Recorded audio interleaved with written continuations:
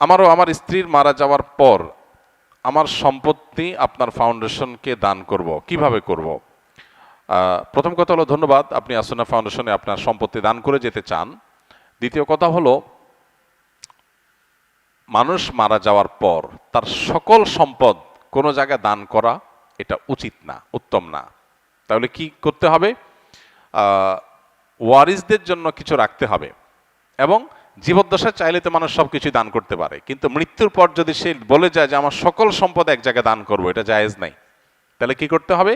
সর্বোচ্চ 1/3 পর্যন্ত কার্যকর হবে। আপনার টোটাল সম্পদের 3/1 আপনি টোটালটা দান করার জন্য ওসিয়ত করতে পারবেন। আর জীবদ্দশায় দিলে পুরোটাই আপনি দিতে পারবেন, কিন্তু জীবদ্দশায় পুরোটা দিলে আপনি কতদিন বাঁচবেন, আপনি কিভাবে চলবেন?